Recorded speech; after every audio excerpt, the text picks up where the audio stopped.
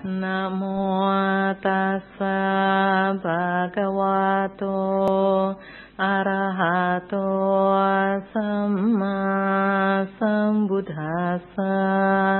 Namo tassa bhagavato arahato samma sambuddhassa.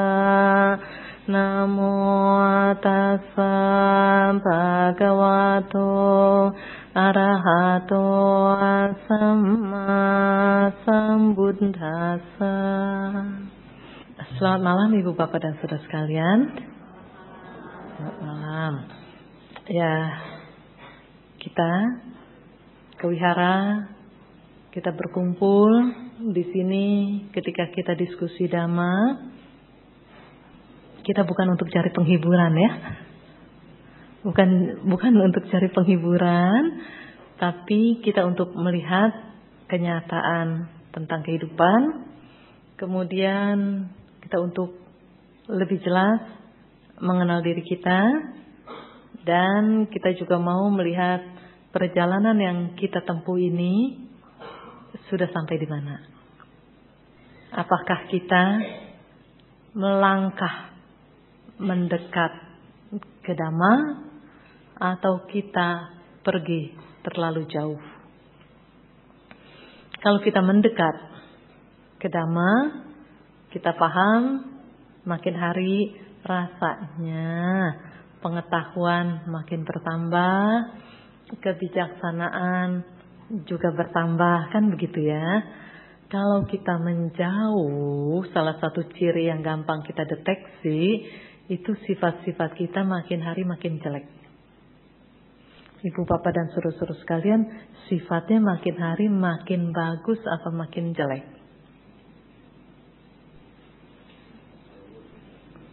Makin bagus. Ada bagus dalam arti yang sebenarnya, ada bagus dalam arti tuh orang sifatnya cakep amat ya, dalam arti jelek sebetulnya gitu ya. Kalau makin hari makin bagus, rasanya kita ngerti langkah kita semakin hari semakin mendekati ke jalan kebenaran. Kalau misalnya kita pikir kok semakin hari kayaknya semakin jelek. Nah, Ibu Bapak dan saudara-saudara sekalian, seandainya cara hidup kita dan kemudian sifat-sifat kita makin hari makin buruk, walaupun kita pandai menutupinya, seandainya kita pandai menutupinya, yang namanya kesalahan dilakukan secara terbuka maupun tersembunyi, tetap buahnya jadi gitu. Tanaman itu jadi. Tetap buahnya jelek. Terbuka maupun tersembunyi. Terus lagi, kalau kita melakukan perbuatan baik, orang lain lihat maupun tidak lihat, orang lain mengakui ataupun tidak mengakui, buah kebaikannya pasti akan datang pada kita. Ini kenyataan yang harus jelas-jelas kita pahami gitu. Kemudian Ibu Bapak dan saudara-saudara sekalian, kita diingatkan bahwa kalau kita ini menjalani kehidupan dengan cara bijaksana, kalau kita menjalani kehidupan dengan cara yang tidak bijaksana, itu artinya kita menjalani kehidupan dengan cara yang bodoh. Kalau kita menjalani kehidupan dengan cara yang bodoh, kemana-mana perbuatan jahat yang kita lakukan seperti begini, perilaku kita seperti memperlakukan diri sendiri ini kayak memperlakukan ke musuh kita. Saya ulang ya, kalau cara hidup kita tidak bijaksana atau kita melakukan gaya-gaya hidup dengan cara yang bodoh, itu perilaku kita memusuhi dirinya sendiri karena kemana-mana perbuatan salah yang dilakukan. Kalau namanya perbuatan salah yang dilakukan, sebetulnya ini lebih tepatnya perbuatan jahat terhadap diri sendiri. Ketika melakukan perbuatan salah, nampaknya ke orang lain sesungguhnya jahat untuk diri sendiri karena buah pahit akan menjadi miliknya, kan gitu. Kalau buah pahit akan menjadi miliknya, apa orang itu sayang diri? Enggak. Orang itu enggak sayang diri. Nah, kemudian Ibu Bapak dan saudara-saudara sekalian, Kalau hati kita bahagia, orang lagi, maksudnya begini, sekarang pembandingnya begini aja. Kalau hati kita lagi nggak bahagia, ngelihat orang lain senang aja udah bisa sebel, gitu kan? Kalau hati kita nggak bahagia, kita lagi kesel, ada anggota keluarga kita bersenandung, itu aja udah bikin gregetan. Orang nggak tahu saya lagi susah. Ya dia susah kok ngajak-ngajak orang gitu ya. Ada yang suka gregetan kayak gitu. Oke. Kalau hati kita bahagia, orang mau bersenandung kayak orang mau gimana kayak nggak kenapa-napa. Nah, sekarang ibu bapak dan saudara-saudara sekalian, mari kita arahkan diri kita untuk memandang ini dari sudut yang benar. Kemudian kita menjalankan kehidupan ini dengan cara yang bijaksana supaya perilaku kita itu seperti orang yang benar-benar mencintai dirinya sendiri. Kemana-mana yang dilakukan perbuatan-perbuatan baik, karena buah manis akan menjadi miliknya. Jadi ibu bapak dan saudara-saudara sekalian, ada 3 pintu di mana kita bisa mengeluarkan karma-karma kita. Karma baik, karma buruk kita bisa keluarkan melalui 3 pintu. Pintu pikiran, pintu ucapan, sama pintu perbuatan. Sekarang langsung aja kita ngomong dari pintu ucapan, berapa banyak karma-karma baik mengalir dari situ? Banyak nggak? Banyak, pasti. Tapi nggak sebanyak yang satunya itu loh. Kalau yang karma-karma buruk banyak nggak mengalir dari ucapan yang kita keluarkan? Banyak nggak? Banyak. Ya. Ketika kita mengalirkan yang itu, kita tahu kita lagi memusuhi diri kita. Bukan kita menyayangi diri kita. Nampaknya kita nyerang orang. Karena kita marah, kita punya wewenang, kita juga kelihatannya lebih berkuasa atau lebih bagaimana, entah sebagai saudara lebih tua atau sebagai orang tua atau sebagai atasan, misalnya begitu. Ketika kata-kata jelek ini mengalir, itu artinya kita lagi memusuhi diri kita sendiri walaupun nampaknya kita lagi menyerang orang. Ibu bapak dan saudara-saudara sekalian, ketika kita menyerang orang dengan kata-kata kita yang tajam, yang pedas kayak gitu, kita merasa puas nggak? Merasa puas. Ketika buah karma buruk itu datang dari tanaman itu juga buahnya sampai puas gitu rasanya. Kan ada orang yang menderita, baru kena ini, kena yang satunya. Belum ini selesai, kena lagi yang lain. Sampai kayaknya nih karma ini belum puas nih gitu. Karma buruk nih kayaknya nih belum puas nih berbuahnya gitu. Karena ketika kita melakukan pun itu dengan puas hati. Dengan kualitas yang bagus gitu. Cuman sayang benihnya jelek. Benihnya jelek dalam arti jenis benihnya jelek. Kualitasnya bagus. Jadi ibu bapak dan saudara-saudara sekalian, supaya tidak mengeluarkan aliran-aliran lahar yang menyeramkan itu, berarti kita harus membuat diri kita bahagia. Sampai muncul di dalam kesadaran kita, di dalam batinnya kita, aku bahagia. Dan karenanya aku ingin orang lain juga bahagia. Karena kalau kita lihat dari sisi yang satu, kan ada yang menderita. Biasanya kalau orang menderita, mau juga orang lain juga menderita. Ya kan ada tanpa sadar, ada cara kerja pola hidup seseorang. Aku menderita, orang lain juga harus menderita kan gitu. Sekarang kita ganti isi menderitanya ini kita copot, kita ganti bahagia. Sampai muncul aku bahagia, karenanya aku juga ingin orang lain bahagia. Ibu bapak dan saudara-saudara sekalian, pernah nggak ini kejadian di dalam perjalanan hidupnya kita? Aku bahagia, aku juga ingin orang lain bahagia. Pernah nggak? Pernah ya. Nah, Terus kalau pas lagi kesel, walaupun nggak ngomong aku menderita, aku ingin orang lain menderita, walaupun nggak ngomong kayak gitu nih, pernah nggak begitu kita menderita, ada orang lain yang senang sedikit aja kita udah sebel? Pernah ya? Itu artinya aku menderita dan aku mau orang lain pun menderita. Gitu. Tinggalkan kebiasaan yang ini, kita harus masuk ke kebiasaan yang baik, yang tadi aku bahagia karenanya aku ingin orang lain juga bahagia. Nah, untuk membuat bahagia ini, ibu bapak dan saudara-saudara sekalian, pikiran yang semeraut, pikiran yang kacau ini harus dibenahi. Kalau pikiran yang semeraut, pikiran yang kacau ini enggak dibenahi, enggak bisa bahagia. Malah membawa kita enggak bisa tidur, kan gitu. Jadi singkat ceritanya gini aja. Sifat jelek itu jangan suka digede-gedein. Sifat jelek itu jangan suka didukung. Kalau sifat jelek yang sudah ada didukung dan kemudian dibesar-besarkan, yang susah kita juga kok, bukan orang lain yang susah. Saya banyak melihat di sini wajah-wajah yang baru. Pernah dengar nggak? Ini untuk wajah-wajah lama sih pasti udah dengar lah.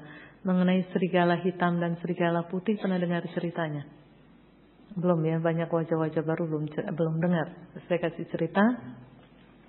Ada seorang anak kecil bilang sama kakeknya bahwa dia nggak nyaman dengan sifat dia yang pemarah. Walaupun dia kecil, dia berusaha untuk tidak marah. Dia berjuang. Dia berusaha untuk mengendalikan diri. Tapi kok jebol lagi. Ibu bapak dan saudara-saudara sekalian pernah nggak berusaha untuk jadi orang yang lebih baik dan lebih baik lagi, tapi kok kayaknya nggak bisa lagi gitu? Pernah nggak begitu? Pernah ya? Itu berarti kita masih benar itu. Iya, udah tahu salah, tapi kan mau berusaha, itu artinya kita masih benar. Terus akhirnya si cucu ini bilang sama kakeknya, kenapa ya? Kok di dalam kok saya masih suka marah-marah, padahal saya udah nggak mau marah. Kakeknya cuma bilang, di dalam diri kamu ada serigala putih dan serigala hitam yang setiap hari bertengkar. Karena ada kata bertengkar, cucunya nanya, jadi yang menang yang mana? Kira-kira yang menang yang mana? Sambil mikir saya minum dulu ya, aku soalnya. Kira-kira yang menang yang mana?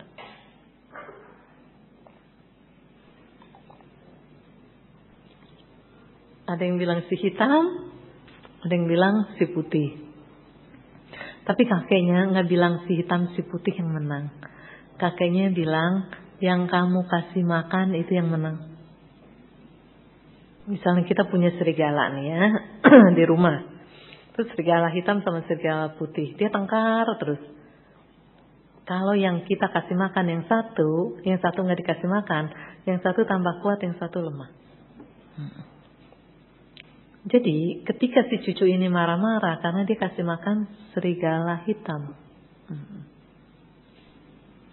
Ibu bapak dan saudara-saudara sekalian, di dalam diri kita, di dalam diri kita, ada nggak serigala putih dan serigala hitam? Bertengkar nggak kadang-kadang? Kadang-kadang dia bertengkar ya.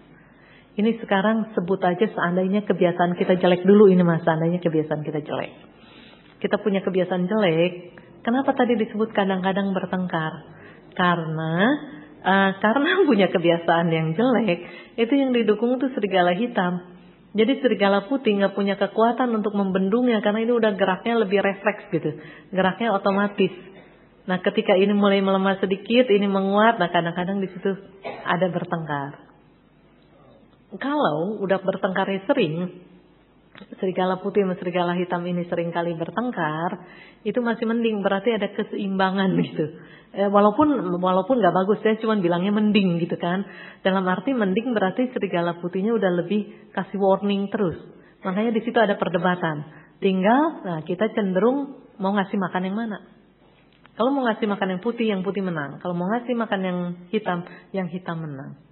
Ibu bapak dan saudara-saudara sekalian, coba tolong dicek baik-baik di dalam perjalanan hidup sampai hari ini, mana yang lebih sering dikasih makan. Gak apa-apa kita jujur aja, mana yang lebih sering kita kasih makan. Serigala kita yang hitam apa yang putih?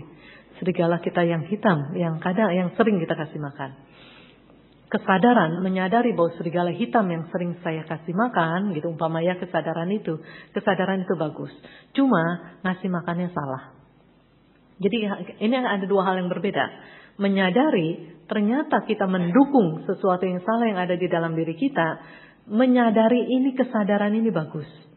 Cuman ngasih makan serigalanya itu yang salah. Ya, jadi jangan dicampur aduk. Berarti ini ada yang bagusnya dan ada yang nggak bagusnya. Yang nggak bagusnya cuma ngasih makannya aja. Kan untung sadar. Kita untung sadar. Mungkin yang lain belum nyadar gitu. Atau mungkin yang lain malu mengakuinya. Kalau kita misalnya udah mengakui, ternyata banyak yang hitam nih yang saya kasih makan gitu. Itu pun udah bagus. Karena di antara yang hadir di sini banyak yang ngasih makan yang serigala hitam, belum tentu menyadari itu serigala hitam yang dikasih makan. Bahkan menyadari benar itu saya harus lakukan itu.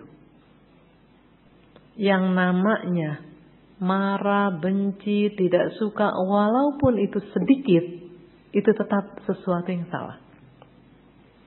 Salahnya kenapa salahnya? Karena itu mengotori batinnya kita. Itu menodai batinnya kita. Kalau namanya mengotori, menodai, akhirnya mata batin kita kan makin ketutup. Makin gelap walaupun sedikit.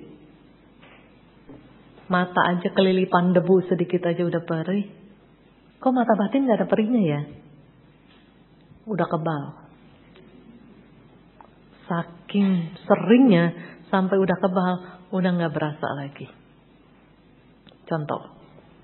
Pernah gak kita ketemu orang yang dia melakukan kesalahan sampai dia tidak nyadar kalau itu kesalahan yang dia lakukan?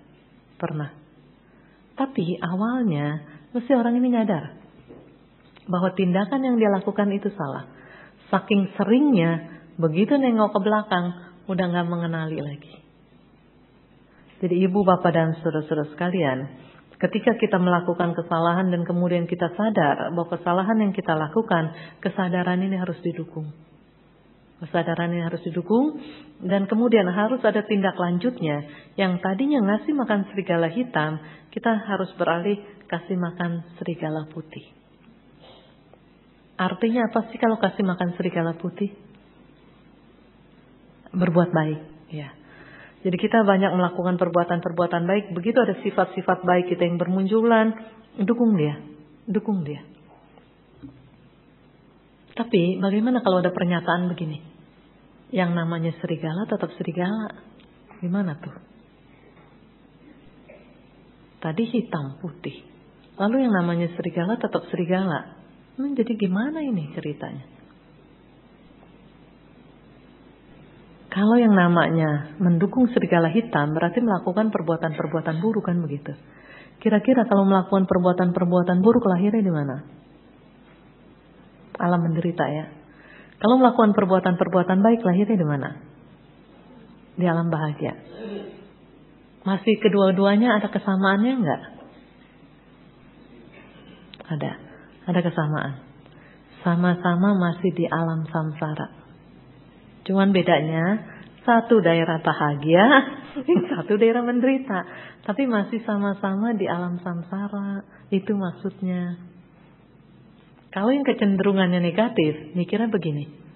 Kalau gitu percuma dong saya melakukan ngasih makan si serigala putih juga. Karena sama-sama di samsara. Tetap gak sama dan tetap gak percuma. Beda. Kalau yang namanya melakukan kebaikan-kebaikan, itu artinya mengkondisikan kita kan menanam jasa kebajikan, mengkondisikan kita untuk kita ini dituntun ke jalan yang benar. Kalau ngasih makan serigala hitam, berarti kan sebaliknya, mengkondisikan kita menuntun diri ke jalan yang keliru, ke pandangan-pandangan yang keliru, ke jalan-jalan yang salah, sampai udah salah pun masih dia lihat bahwa itu benar. Pernah gak ketemu orang kayak gitu? Udah jelas-jelas sih semua orang ngerti kalau itu salah, tapi dia ngotot bahwa itu yang benar. Pernah ya? Mudah-mudahan orangnya bukan kita ya. Orangnya siapa itu? Kita apa orang lain? Kadang-kadang juga kita. Kadang-kadang juga kita begitu kok. Kita rasa kita udah paling benar aja. Makanya berantem lulu. Nah, siapa yang suka berantem? Nah, biasanya kalau suka berantem itu merasa dirinya paling benar melulu dah tuh. Siapa yang rajin berantem? Atau enggak berantem dah. Siapa yang rajin bertengkar? Kalau rajin, itu artinya merasa dirinya paling benar. Ya, dicek apakah benar-benar benar. Kalau enggak benar-benar benar, rubah cepet-cepet mumpung masih ada waktu. Mumpung belum terlambat. Kemudian ibu bapak dan saudara-saudara sekalian, kembali dulu nih ke si hitam dan si putih. Namanya serigala kan tetap serigala. Itu artinya kita masuk ke ajaran para Buddha. Buddha mengajarkan kita jangan lakukan yang salah. Berarti jangan kasih makan serigala hitam. Lakukan yang baik-baik berarti kasih makan serigala putih. Yang ketiga, sucikan batinnya kita. Jadi ketika kita melakukan kebaikan-kebaikan, tolong ibu bapak dan saudara-saudara sekalian, kekuatan kebaikan-kebaikan yang kita lakukan harus kita tujukan untuk menghancurkan kekotoran batin, bukan untuk menambah kekotoran batin. Ketika melakukan kebaikan, ketika berdana, ketika menolong orang, bisa nggak sesuatu yang jelek ini muncul di situ? Bisa. Belum lagi kalau motivasinya atau niatnya ini jelek, waduh tambah lagi itu. Ketika seseorang menolong orang lain, belum tentu niatnya itu benar-benar menolong. Pernah nggak kita, jangan cerita orang lain, ketika kita menolong orang, kita melakukan pertolongan itu cuman karena nggak enak hati doang, takut nanti dikatain. Pernah nggak? Pernah ya? Saya sih, aduh sebetulnya sih malas nih, tapi ya udahlah terpaksa, nggak enak daripada saya dikatain. Sebetulnya itu bukan nolong kan? Cuman nggak mau dikatain doang. Jadi melakukan tindakan misalnya menolong orang itu bukan sebenarnya untuk menolong, untuk jagain mukanya supaya nggak dikatain. Nah, itu. Ada nggak orang yang menolong, tapi kita jangan cerita orang lain. Pernah nggak kita menolong memang sebenar-benarnya kita mau menolong orang itu? Pernah nggak? Pernah kan? Karma yang kita lakukan nih orangnya sama nih ya. Buahnya beda nggak? Buahnya beda. Tapi perbuatannya sama-sama menolong. Kok buahnya beda? Yang membedakan apa? Niatnya. Jadi kita ingat lagi yang di dalam sabda Buddha, yang Tathagata maksud dengan karma itu cetana. Itu niat, kehendak yang dituangkan melalui perbuatan, entah pikiran, ucapan maupun fisik. Jadi itu niat. Ibu bapak dan saudara-saudara sekalian, yang mengenai niat itu ada di dalam apa ada di luar? Ada di dalam. Banyak orang tahu apa enggak? Enggak tahu. Berarti dia di dalam dan dia tersembunyi. Ini pengetahuan. Kemudian kalau kita nggak bisa mengendalikan diri, karena niat ini ada di dalam, rasa aman, bisa nggak? Rasa aman dalam arti kan orang nggak tahu nih niatnya kita. Bisa nggak niat-niat jelek kemudian dikemas dan orang melihatnya bahwa itu adalah perbuatan baik? Bisa. Langsung aja kita bicara, kita masih bisa melakukan itu nggak? Bisa. Terima kasih untuk yang mewakili. Yang lain diwakili aja kan gitu ya. Terima kasih untuk yang menjawab, yang mewakili. Kalau kita bisa, kira-kira itu membahayakan nggak buat kita? Membahayakan. Niatnya nggak bagus, dikemas sampai orang ngelihat kesannya bagus. Itu membahayakan.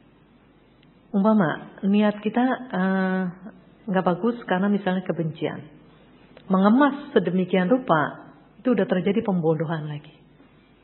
Kebencian yang ada di dalam batinnya kita, yang tadinya belum ada, yang udah ada tambah kuat. Kebodohan, karena itu kan pembodohan kan, Pembodohan yang tadinya belum ada menjadi ada. Yang udah ada tambah kuat. Jadi hati-hati. Ketika kita melakukan perbuatan salah, kita jangan cuma mikirnya di perbuatan itu doang. Jangan mikirnya, oh cuma urusan ini doang. Akarnya dia makin menguat. Akarnya menguat, semua kuat. Mau batang, mau daun, mau ranting, mau buah, semuanya kuat. Dan makin lama bisa makin berkualitas. Jadi jangan anggap enteng gitu. Kebiasaan melakukan perbuatan salah jangan dianggap enteng. Dahsyat, dahsyat. Dan lagi yang namanya akar itu di bawah. Nggak kelihatan gitu. Nah, Ibu, Bapak, dan saudara-saudara sekalian. Kalau kita menyayangi diri kita, nggak ada kata lain selain harus bebenah diri dari sekarang. Jangan nunggu terlambat. Jangan nunggu terlambat. Kalau terlambat, akhirnya kita cuma bisa meratap gitu. Meratap, nangis. Kenapa sih kita meratap dan menangis? Karena cara hidup kita tidak diarahkan untuk ke hal yang positif. Bahkan ternyata mengarah ke jalan yang menyakitkan dan merugikan. Ibu, Bapak, dan saudara-saudara sekalian, punya kemampuan untuk bicara. Tapi kalau kemampuan untuk bicara ini digunakan untuk bekerja sama dengan kecerdasan kita, digunakan untuk menyakiti orang lain, itu artinya kita mengejar jalan yang menyakitkan dan merugikan. Punya kecerdasan, punya kepandaian, punya pengetahuan, kalau bekerja samanya dengan sifat jelek, menghancurkan kita. Ya. Kita bukan orang bodoh. Semua dari kita juga kalau dilihat wajah-wajahnya ini wajah-wajah pinter ini. Ya. Cuman tinggal kepintaran ini kerjasamanya sama apa? Pernah nggak kepandaian kita kerjasama sama kebencian kita? Pernah nggak? Pernah, ya. Pernah nggak kepandaian kita atau kepintaran kita ini bekerja sama dengan kebijaksanaan? Pernah. Kalau kita udah hadir di sini, duduk di sini, pasti pernah. Ya. Kebijaksanaan kita bekerja sama dengan kepandaian kita. Bukannya nggak kepikir sebelum memilih melangkah ke wihara, kepikiran untuk yang lain-lain, kan bukannya nggak kepikiran. Enakan di rumah, gitu misalnya. Enakan jalan-jalan ke mall, enakan makan ini, makan itu, kan bisa aja itu kepikiran. Tapi kecerdasan kita tetap bekerja sama dengan kebijaksanaan. Kita memilih mendingan saya diskusi damai, kan gitu. Jadi Ibu, Bapak, dan saudara-saudara sekalian, kita punya banyak barang di dalam batinnya kita. Tinggal kita mau kerjasama sama apa itu. Ya. Kebodohan, bekerja sama-sama kebencian, bahaya. Kebodohan kerja sama-sama keserakahan, bahaya. Jadi kalau mau ngomong apa adanya mah, di dalam diri kita punya potensi untuk membahayakan diri dan punya potensi untuk membahagiakan diri. Punya, kita potensi itu ada di dalam diri kita semua. Tinggal kita mau pakai yang mana. Kalau potensi yang positif kita pakai, makin lama dia makin kuat. Kalau potensi yang negatif kita pakai, juga dia makin lama makin kuat. Ya. Oke, sekarang kita masuk ke dalam kehidupan hari-hari. Karena saya dikasih topiknya, Buddha Dhamma untuk rumah tangga. Saya nanya, kan Buddha Dhamma, ya Dhamma kan Dhamma gitu. Kenapa kok dibisain ada yang untuk rumah tangga, ini kenapa gitu ya. Terus saya dapat penjelasan, maksudnya ini yang bisa diterapkan di kehidupan hari-hari. Sebetulnya mah semua Dhamma bisa diterapkan di kehidupan hari-hari ya. Cuman katanya jangan dalam-dalam, jangan soal yang meditasi-meditasi gitu. Jadi yang biasa-biasa yang tadi kita bicarakan kan udah yang bisa diterapkan kan di kehidupan hari-hari. Nah, kemudian lagi Ibu, Bapak, dan saudara-saudara sekalian, kita bicara mengenai potensi yang ada di dalam diri kita. Sekarang kita belajar dari akar pohon yang benar-benar nih, cerita nyata akar pohon. Akar pohon itu dia berhadapan dengan yang gak enak. Berhadapan dengan batu kan gitu, yang keras, tanah. Kadang-kadang disiram pupuk kandang lagi. Ya, kan bau. Tapi sifat akar dia cuma ngambil yang bagus-bagusnya doang. Dia ngambil nutrisi yang bikin pohon ini akhirnya menjadi ya besar, subur ya. Yang diambil cuma yang bagusnya doang. Yang jelek dia nggak ambil. Kadang-kadang kan banyak sampah sayur apa semua ditaruh. Baunya luar biasa kan, yang naruh aja berasa bau gitu. Ya, tapi tetap si akar ini mengambil yang bagus-bagus. Begitu juga ibu bapak dan saudara-saudara sekalian. Di dalam kehidupan yang sedang kita jalani ini, kehidupan yang sedang kita hadapi ini, kita juga sama kayak akar. Berhadapan dengan yang keras, dengan yang enggak enak, dengan yang bau, ini juga kita berhadapan dengan ini. Tapi belajar dari akar, pandai-pandai ngambil yang bermanfaat aja. Yang enggak bermanfaat jangan diambil. Sekarang coba tolong kasih tahu saya, apa yang paling susah ketika dihadapi itu dalam kehidupan? Ada nggak pengalaman dari ibu bapak dan saudara sekalian ketika menjalani kehidupan? Aduh, saya berhadapan dengan ini kayaknya berat banget gitu. Supaya nanti kita bahas, kita mau ngambil yang manfaatnya ini di mana? Oh, berarti luar biasa. Nggak ada masalah yang dihadapi. Kalau nggak ada masalah yang dihadapi, selesai sudah.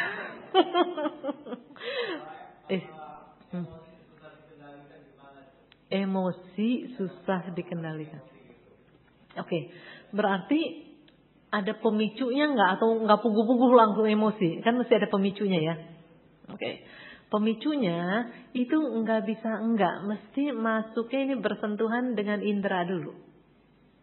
Sekarang misalnya Bapak cuma kasih contoh aja secara umum ya, karena Bapak mewakili kan gitu kan. Kira-kira apa yang menjadi pemicu emosi tidak terkendali?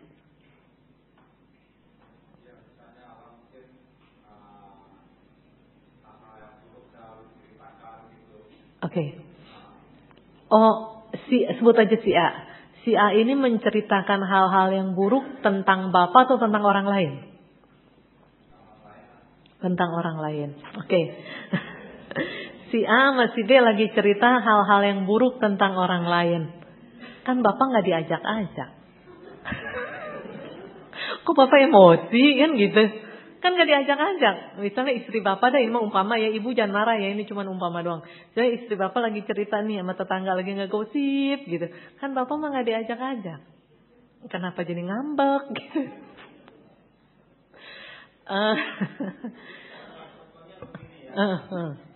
Misalnya contohnya gitu ya. Kalau contohnya anak nakal gitu ya, kalau bikin salah gitu ya. Terus kalau bikin emosi orang gitu ya, kita ini marah, tapi sulit gitu untuk mengendalikan. Karena mungkin pikirannya kan akan tambah benci dengan kita, makanya itu juga sulit. Anak sendiri gitu. Anak sendiri. Sebentar ini untuk para anak ini, terima kasih ya Pak ya. Mendingan langsung saya bahas untuk para anak. Ini cerita nih ya, ini dengerin, ini suara hati kan. Ini kan berarti suara hati orang tua. Anak-anak tolong denger ya, ini suara hati orang tua dalam arti begini, yang namanya anak-anak bukan cuma anak-anak kecil yang duduk di depan ini, bukan. Semua dari kita kan anak dari orang tua kita kan. Suara hati orang tua, anak kan tadi ceritanya anak ini nakal. Saya mau menasehati sampai, kalau saya menasehati takut sakit hati kan gitu. Akhirnya sampai nahan emosi kan. Kenapa nahan emosi? Karena yang namanya orang tua juga hatinya gak mau terluka. Kalau anak dinasehati, kemudian anak baliknya, maaf ya misalnya kasar atau baliknya gak enak, orang tua gak sakit hati, tapi hatinya sakit. Ya, sakit sama hatinya sakit beda nggak? Lain. Ya. Orang tua nih kayak bapak nih, seumpama nasehatin anaknya tuh kasar misalnya, ini cuma umpama ya. Bapak pasti nggak sakit hati sama anak, cuman hatinya sakit. Jadi ibu bapak dan saudara-saudara sekalian, kita sebagai anak, ketika kita mengeluarkan kata-kata yang tidak sopan, orang tua kayaknya biasa aja, kayaknya diam aja gitu. Tapi diamnya bukan diam nggak nangis loh. Hatinya sakit ya. Kalau yang masih ada orang tua, cepat-cepat minta maaf. Karena di dalam perjalanan hidup, orang tua juga bisa aja salah. Makanya kenapa Bapak nggak mau menasehati anaknya? Karena takut ada kata-kata salah yang keluar sampai akhirnya kan anak ngebalesnya kan nggak enakan begitu ya. Jadi ini juga kesadaran orang tua juga jujur. Orang tua juga jujur. Dalam arti bisa saja saya salah kan gitu. Kalau kita hitung, memang orang tua bisa aja salah. Orang-orang tua kita juga belum sempurna kok. Tapi kalau dihitung, salahnya anak apa lebih sedikit dari salahnya orang tua? Lebih banyak apa lebih sedikit? Lebih banyak. Bagi yang sudah punya anak, coba tolong dicek kesalahan ibu bapak nih terhadap anak. Sebut aja melalui kata-kata dulu deh ya. Sama kesalahan anak terhadap ibu bapak dengan kata-katanya, lebih banyak mana? Lebih banyak anak. Ya. Begitu juga kita di hadapan orang tua kita. Begitu kita bandingkan sekarang anak ibu bapak di hadapan, nah perbandingannya berapa, dan kemudian bandingkan lagi kita ketika berhadapan dengan orang tua. Dengan orang tua kita juga lebih banyak. Maka dari itu, bagi yang orang tuanya masih hidup, setulus hati dan cepat-cepat dan minta maaf. Karena orang tua kita nggak sakit hati, cuma hatinya sakit. Kalau orang yang hatinya sakit, itu jadi melukai gitu. Selain melukai ke diri sendiri, bisa melukai ke orang lain. Tadi kan kita sama-sama udah bicara di muka tadi, saya bahagia karenanya saya mau orang lain bahagia. Kalau menderita bagaimana? Kan tanpa sadar, sebut aja tanpa sadar lah. Tanpa sadar karena udah sering dilakukan jadi nggak nyadar gitu ya. Nah, menderita mau juga orang lain menderita. Jadi ibu bapak dan saudara-saudara sekalian, kalau mau membuat orang lain bahagia, buat diri kita bahagia. Terus lagi ya itu tadi ya, cepet-cepet ya, bagi yang punya mama, punya papa masih ada, cepet-cepet minta maaf. Terus sekalian ini saya ingat ada titip pesan dari orang yang belum lama orang tuanya baru meninggal.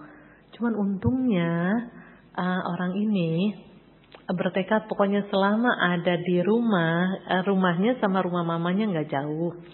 Pokoknya setiap hari mau nengok mama, setiap hari. Nah, itu udah berlangsung dari beberapa bulan sebelum mamahnya meninggal. Terus dia bilang saat pertama kali nih mau megang tangan mama, itu sungkan, papahnya udah lama meninggal. Itu sungkan rasanya gitu, maksudnya nggak biasa-biasa atau megang tangan mama gitu ya. Sungkan, tapi dia bilang saya harus paksakan. Setelah udah biasa megang tangan mama, itu akhirnya terbiasa. Dan merasa ketika menyentuh tangan mama, berasa hangatnya tangan mama gitu. Mamahnya juga berasa senengnya. Terus dia bilang, sekarang mama saya baru meninggal, maksudnya petinya juga masih ada di situ. Dan saya maksudnya kan diundang baca parita di sana. Terus sekarang kalau tangan mama saya pegang, tangan ini udah gak hangat lagi. Tangan ini udah dingin. Terus waktu mama saya hidup, ketika tangan saya menyentuh tangan mama saya merasakan sentuhan saya. Saya juga merasakan sentuhan tangan mama gitu. Tapi mama saya udah meninggal, saya merasakan sentuhan. Saya menyentuh ini, saya merasakan ada sentuhan. Tapi itu udah dingin. Dan yang disentuh udah gak merasakan lagi. Jadi ibu bapak dan saudara-saudara sekalian, mumpung orang tuanya masih ada. Dulu kan waktu kita kecil, kan kita juga kan suka digenggam tangan kita kan. Enaknya berada di genggaman tangan orang tua kan. Waktu jalan, senengnya gitu. Dan sekarang giliran orang tua kita juga mau merasakan itu. Jangan cuma mau enak sendiri doang. Nah itu terhadap orang tua. Terhadap saudara gimana? Sama terhadap saudara juga mesti begitu. Sekarang hitung nanti Pak ya, sekarang saya mau lanjut dengan ngalirnya ini dulu ya. Sekarang begini, perjalanan kehidupan kita, kalau nggak salah ngitung nih, rasanya ada satu sisi yang udah tekor, yang udah mengalami kerugian. Waktu kecil-kecil begini nih, kayaknya selisih paham, ribut sedikit, kadang mungkin berantem, maaf, kadang ada yang cakar-cakaran, ada yang pukul-pukulan dengan saudara atau dengan teman, itu kayaknya gampang memaafkan, gampang. Coba sekarang, kalau saudara kita salah ngomong atau salah nyenggol, mudah nggak memaafkan? Nggak mudah. Itu artinya perjalanan kehidupan kita mengalami kerugian. Waktu kecil, kita mampu melakukan itu. Kalau sekarang nggak mampu melakukan itu, jangan kita cari pembenaran anak kecil nggak tahu urusan. Jangan bilang begitu. Kalau memang kita bilang anak kecil nggak tahu urusan, yang gede sekarang mesti tahu urusan dong. Iya, ternyata yang gede nggak tahu urusan. Iya, anak kecil yang tahu urusan. Mumpung saudara masih ada, genggam tangannya. Hangatnya juga berasa. Kalau udah mati mah dingin. Iya. Terus, kalau udah mati nih, kan saya suka diundang baca parita kematian. Kalau saya perhatikan yang dulu ceritanya marah besar, yang dulunya musuh, ketika datang sembahyang, itu megang hionya aja sampai khusyuk gitu. Doanya, roman wajahnya saya perhatiin kayaknya sampai serius gitu.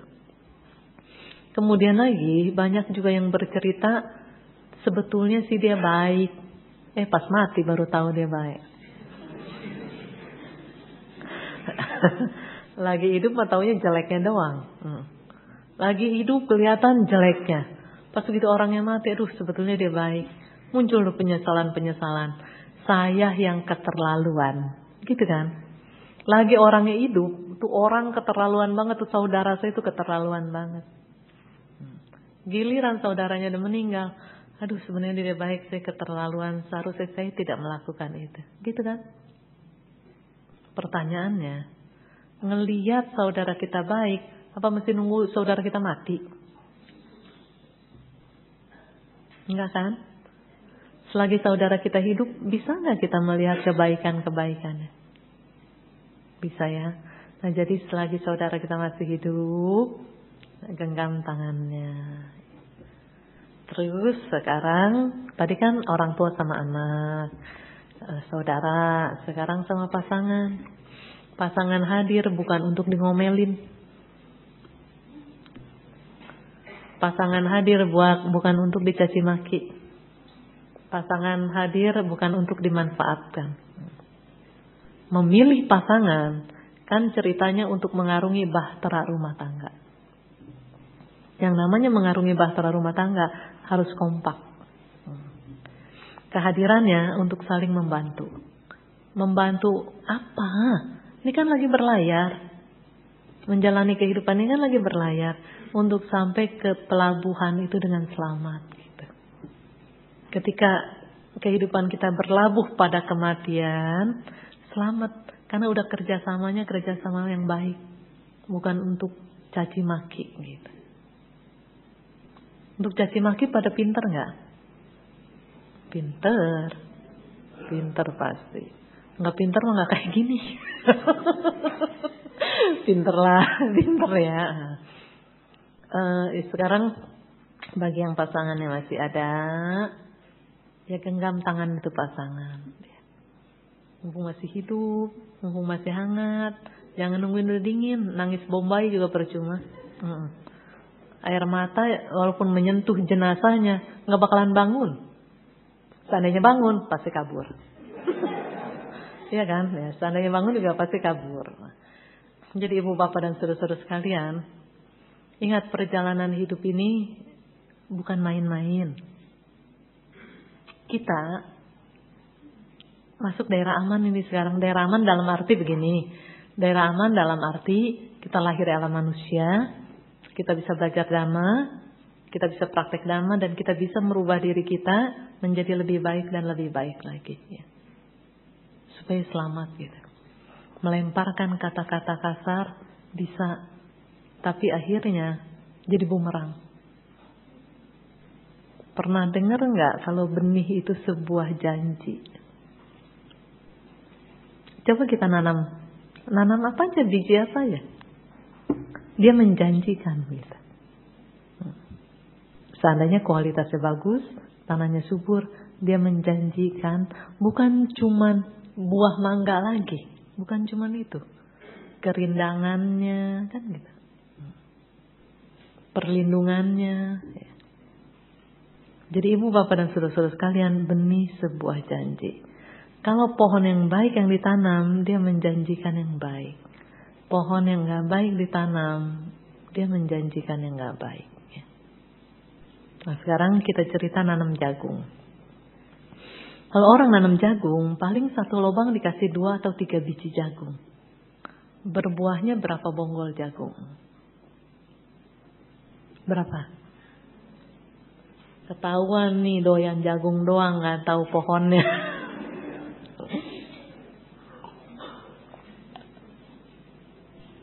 Ada yang 2 bonggol, ada yang 3 bonggol gitu ya.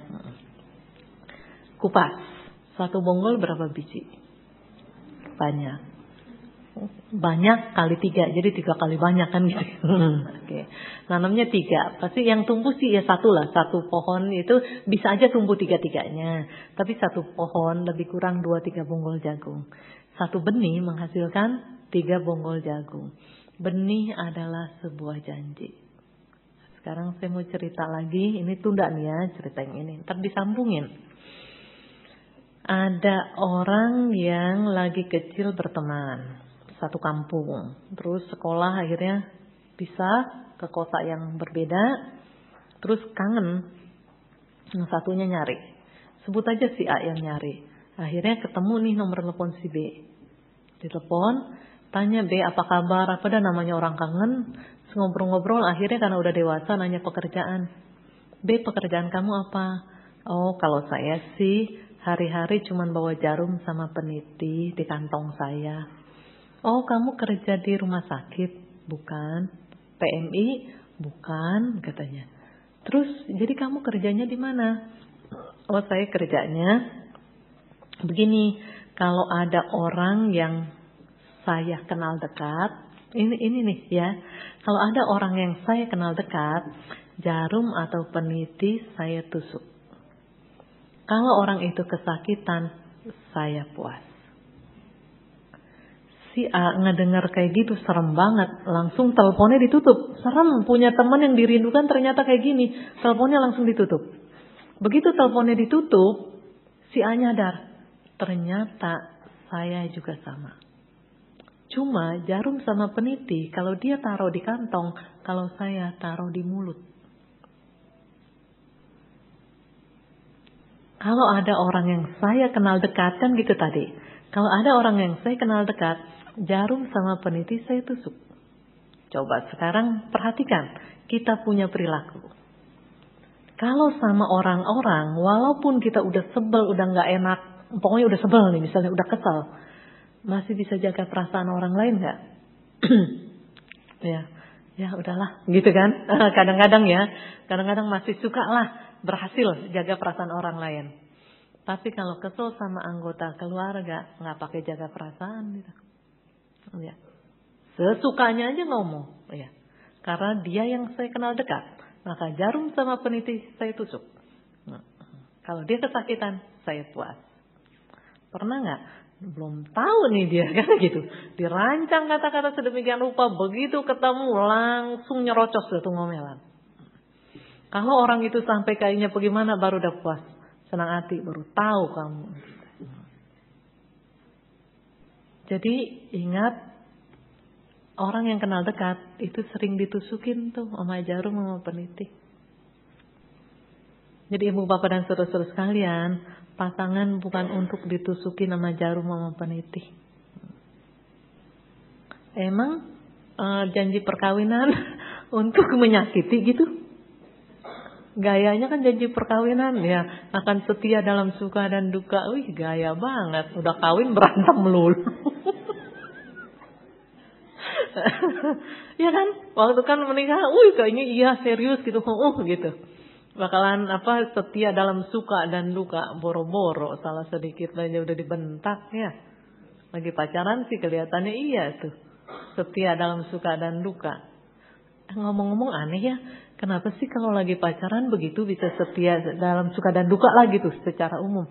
Kenapa kalau udah menikah itu hilang? Ketinggalan di wihara? Kenapa itu hilang ya? Berarti, itulah segenggam hidup. Oh, seni dalam hidup. Itu mah seninya yang bikin senewan punya ya.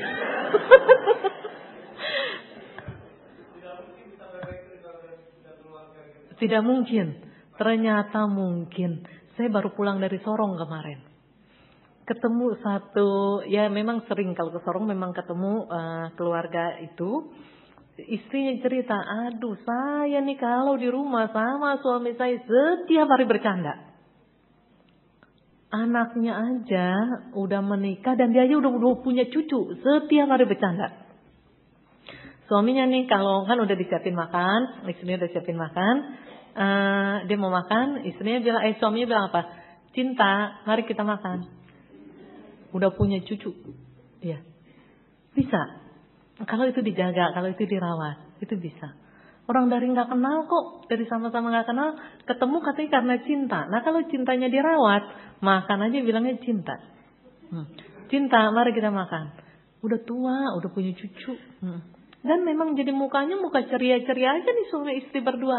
Punya anak satu, dan anaknya ini tinggal di Kalimantan lah, keluarganya tinggal di Kalimantan ya. Bisa ternyata mungkin. Buat orang lain biarin aja nggak mungkin. Buat ibu bapak masih itu dijadiin mungkin ya.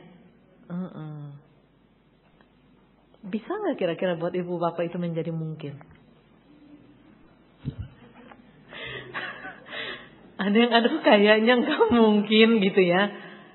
Coba aja mulai dulu. Ya nggak usah lah ngomong tiba-tiba pulang cinta sayang. Aneh. Misalnya nih suaminya nggak ngikut atau istrinya nggak ngikut, begitu pulang ngomong cinta sayang, wah jangan-jangan salah makan obat. Atau ada apa nih gitu kan? Kadang-kadang jadi orang pikir jangan-jangan ini firasat jelek kan gitu. Jadi ya biasa-biasa, akhirnya sampai memang itu keluar dari hatinya dan ini memang keluar dari hatinya. Ceria suami istri yang udah punya cucu gitu kan, ya tetap ceria, tetap itu bisa dilakukan. Nah, ibu, bapak dan saudara-saudara sekalian, kembali lagi ke ke bapak ya, mengenai emosi yang tidak terkendali. Kenapa sih orang tua melihat anak melakukan kesalahan itu emosi sampai tidak terkendali? Apakah orang tua itu benci sama anaknya? Enggak. Orang tua itu sayang sama anaknya. Ini kecampuran. Sayang, cinta kasih, punya cinta kasih sama anaknya pasti besar sekali, kecampuran sama panik. Kecampuran sama khawatir. Jadi kepengen ngomel kan begitu kan? Kepengen ngomel, nyadar lagi. Ntar kalau dia sakit hati gimana? Itu udah kecampuran takut lagi gitu. Jadi berkecamuk yang kayak gitu. Lalu apa yang harus dilakukan? Kalau lagi berkecamuk seperti itu jangan lakukan apa-apa. Duduk diam aja. Kemudian lihat dari sudut pandang yang berbeda. Misalnya anak melakukan kesalahan yang seperti ini. Atau sebut aja dilihatnya kan ini anak bermasalah kan. Kalau dilihat anak bermasalah munculnya kayak tadi. Tapi kalau dilihat, oh ternyata anak ini punya masalah. Punya masalah misalnya, kan perilakunya kayak gitu. Iya punya masalah, dia nggak bisa mengendalikan diri. Itu masalahnya. Dia nggak bisa mengendalikan diri sehingga dia melakukan kesalahan. Karena masalahnya sebut aja dikurang pengendalian diri. Arahkan anak ini untuk punya pengendalian diri sehingga urusan itu jadi beres. Dengan sendirinya beres gitu. Saya banyak belajar dari anak-anak kecil. Karena anak-anak kecil ini sering datang latihan, ikut pelatihan di Maribaya. Kemudian saya banyak belajar dari anak-anak kecil. Di antaranya ada saya lihat kelihatannya anak ini bermasalah. Kelihatannya. Tapi setelah dilihat lagi, oh bukan. Anak ini bukan bermasalah, dia cuma punya masalah, tapi nggak tahu cara menyelesaikan masalahnya. Nah, ibu, bapak dan saudara-saudara sekalian, Kalau kita salah menilai terhadap anak-anak kecil, dia cuma punya masalah, dinilai sebagai anak bermasalah, kacau. Akhirnya juga kacau, perjalanan hidupnya kacau. Salah memandang terhadap anak kecil, perjalanan hidup dia bisa kacau. Melukai hati anak kecil juga bisa kacau. Jadi kita nih orang dewasa, dulu kita mantan anak kecil. Ketika kita kecil, kadang kita berhadapan dengan orang dewasa. Orang dewasa juga membingungkan. Yang satu bilang begini, satu bilang begini. Jangankan cerita orang lain, kadang mama papa aja suka beda. Bingung, anak-anak ini bingung. Belum lagi gurunya, belum lagi ya pamannya lah, tantenya lah, belum tetangganya. Anak kecil bingung. Jadi kita orang-orang dewasa ini belajar memberikan pengertian dan berbicara supaya anak ini yang punya masalah jadi nggak tambah bingung. Kalau kita salah menilai, kalau kita salah menyikapi, kalau kita salah mengarahkan, tadinya anak ini punya masalah, akhirnya anak ini jadi bermasalah. Kehidupan kompleks banget ya. Jadi kalau kita maksudnya tidak berusaha membenahi pikiran kita, nggak berusaha meluruskan pandangan kita, kehidupan kita makin kacau, bukan makin lurus ya. Jadi saran saya untuk Bapak, lebih baik lihat sebetulnya anak ini bukan bermasalah, cuman anak ini punya masalah aja. Ketika dia melakukan kesalahan, sebut aja ketika dia nakal, dia punya masalah yang dia tidak bisa selesaikan dan dia nggak tahu caranya. Kalau dia tahu caranya, pasti dia akan menggunakan cara yang baik. Salah bergaul bisa. Dalam arti bukan bergaul dengan orang yang bijaksana gitu ya. Bukan bergaul dengan orang yang baik, bergaul dengan orang yang tidak bijaksana dan orang yang tidak baik kan gitu. Bisa. Tapi tetap masih ada usaha gitu. Masih bisa kita usahakan dia. Setiap kali orang tua ini melakukan kebaikan ini atas namakan anak itu. Karena jasa kebajikan akan menuntun ke jalan yang benar. Cuman ketika melakukan kebaikan, jangan begini, saya lakukan ini supaya dia benar gitu. Bukan. Maksudnya saya melakukan kebaikan ini memang untuk menolong Anda, untuk membantu Anda. Jasa kebajikannya saya limpahkan gitu. Jadi tujuan melakukan kebaikan ini memang untuk menolong. Dari tindakan menolong ini menghasilkan jasa kebajikan. Jasa kebajikannya ini dilimpahkan gitu. Beda dengan saya melakukan ini supaya dia gitu kan. Itu lain. Jadi harus tulus melakukan pertolongan tulus, jasa kebajikannya dilimpahkan. Kemudian kalau tidak bisa dinasehati dengan bahasa lisan, tetap di pikiran kita, nah itu keluar terus nasihat-nasihat untuk anak melalui pikiran. Karena ini kan semua gelombang dan anak ini juga akan menerima gelombang nasihat dari orang tuanya. Makasih ya Pak ya. Oke, nah, siapa lagi yang mau bertanya? Iya silakan. Eroni lagi. Ya makasih.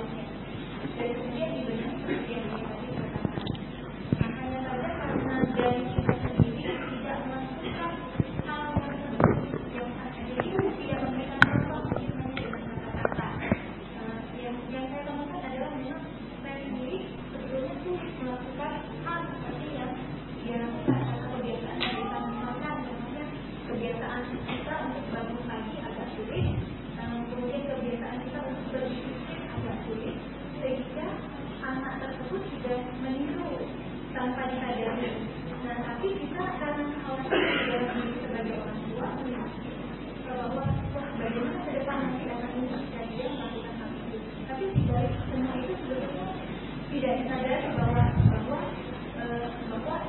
dia sebetulnya setelah dipelajari rasanya sendiri apa sudah seperti itu.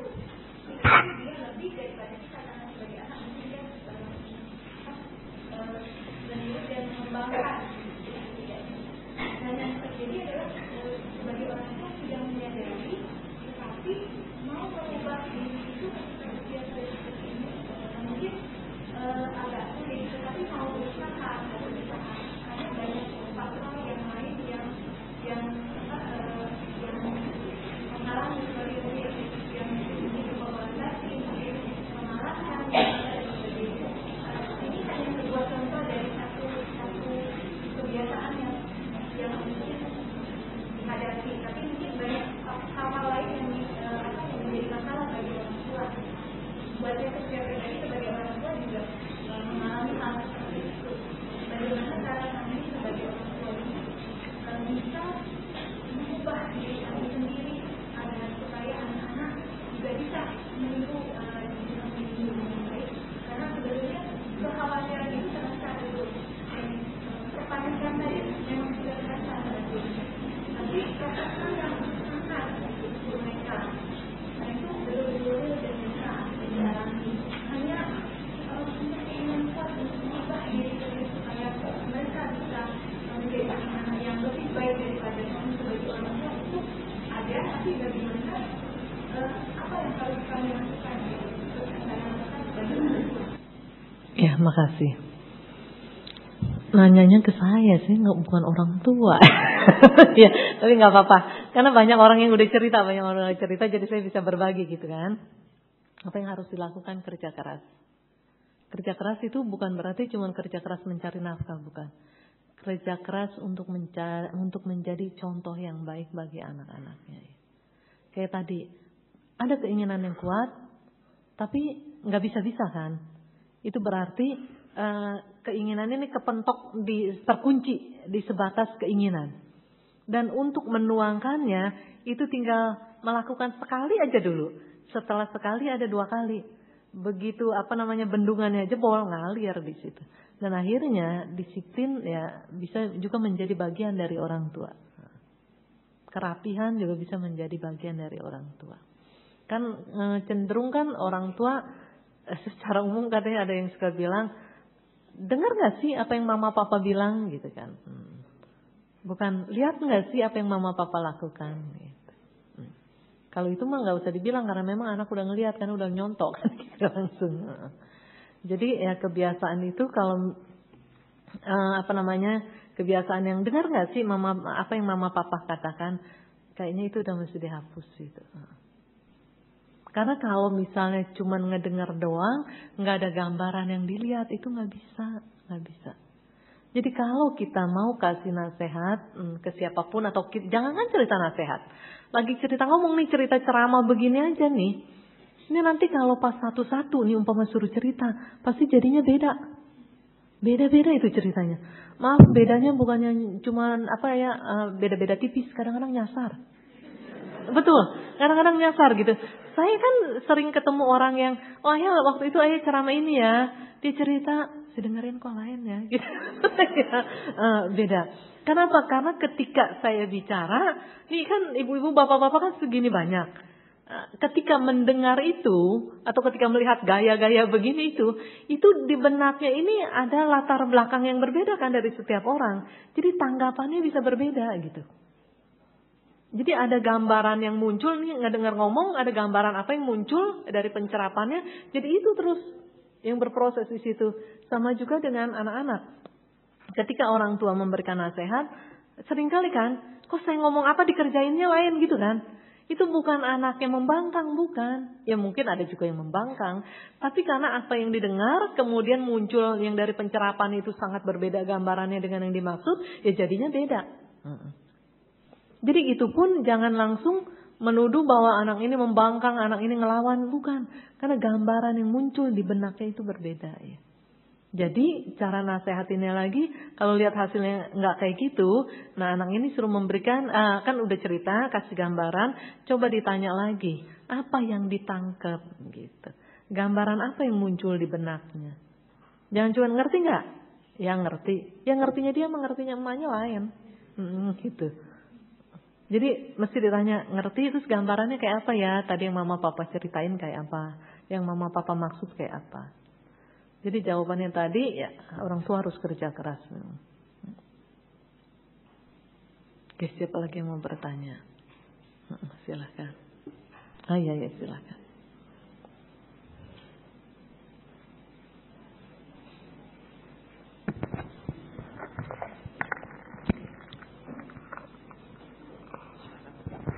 Selamat malam, nama budaya. Nama budaya ya. Sebelum saya bertanya, ya ini sharingnya.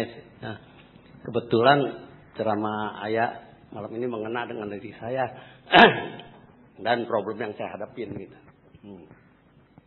Ini begini saya cerita nih beberapa ya hampir sebulan inilah gitu ya.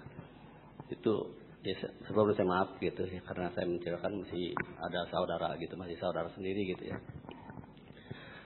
Tadinya sih saya nggak ngerti gitu ya, nggak ngerti kenapa ya setiap kalau saya kayaknya ada usaha atau apa ini selalu sebisa-bisanya jangan sampai saya berhasil gitu.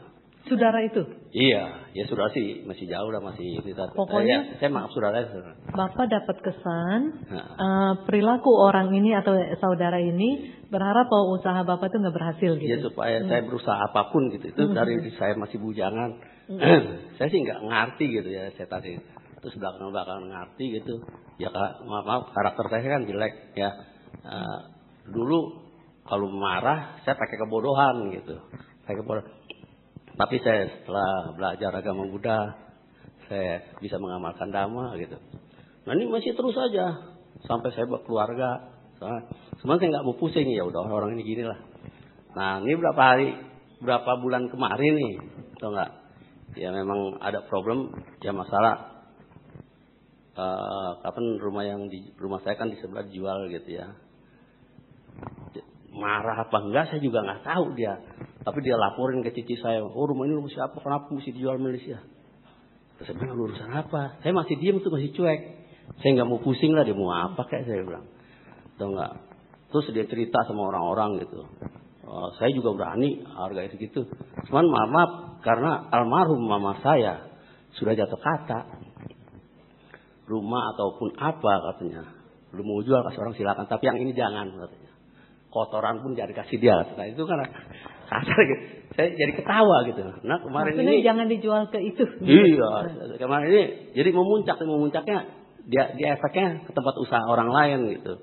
Ya karena memang di situ ya saya dituakan lah gitu ya. Jadi kayak marah gitu. Dia laporin ke sini ke sana. Tadinya saya marah. Ya orang harus diapain lagi apa saya mesti kebodohan saya harus timbul lagi gitu. Sampai anak istri saya, wah gini, udah nggak usah. Nah, bersyukurnya apa? Saya beberapa hari ini kalau meditasi, saya jadi kayak gila. Gilanya saya ketawa. Saya ketawa sendiri. Loh orang ini jadi begini gitu karena saya dapat dhamma gitu. Kenapa orang bodoh kita lawan dengan kebodohan gitu? Cuman memang itu kalau kata ini mah ya sakitnya di sini. Sakitnya di sini. Tapi udahlah saya cuekin. Anak saya kadang-kadang suka marah. Jangan saya bilang. Kalau kita marah kita bodoh sama dia. Itu saya juga biarnya jangan mau jadi bodoh lagi gitu. Nah cuman yang saya pengen tanyakan gini ayah. Apakah ada kaitan karma saya masa lampau? Sampai saya kadang-kadang saya bilang. Dulu nih saya punya utang karma sama dia nih saya bilang. Mungkin dia jadi pembantu saya pernah maki-maki atau hina apa. Dia dendam kan bisa aja gitu. Kayak ayam sama rubah gitu. Ya karena saya dengar cerita itu ya. Tapi saya juga begitu. Saya mikir sampai kalau lagi meditasi ketawanya itu. Apa ya utang karma gua ini sama dia gitu. Apa dulu dia jadi pembantu saya maki-maki atau saya hina gimana sampai dia dendam. Ntar lu kali gitu. Ya, yang saya tanyakan gitu. Ayah, apakah ada kaitan karma saya masa lampau dengan orang tersebut? Terima kasih. Sebelumnya saya maaf nih. Aduh mulut saya jadi ngomongin orang. Terima kasih. Ya, nama budaya makasih. Begini, keterkaitan dengan saudari ini, apakah ada karmanya atau tidak, entaran dulu sebentar ya. Tapi yang menarik, lihat, tadi di awal cerita, saya ini pemarah gitu kan? sifatnya jelek gitu kan. Sifat saya jelek, pemarah. Oke. Di ujung cerita tadi, di luar pertanyaan, di ujung cerita tadi, saat meditasi saya jadi ketawa. Gitu kan. Bukan gila kalau itu udah benar tuh. Ya, yang gila yang lagi sifat jelek, itu gila baru ya. Pas yang udah benar itu ketawa, itu benar. Dalam arti ketawa, lucu amat ini kehidupan kan. Kok saya kayak uber-uber gitu sama dia gitu. Memang ada apa sih, jangan-jangan ada kaitan karma. Begitu ngerti ada kaitan karma, yang ada cuma ketawa, nggak ada kemarahan kan. Anak mau marah dicegah, istri mau marah dicegah, dinasehatin malah kan.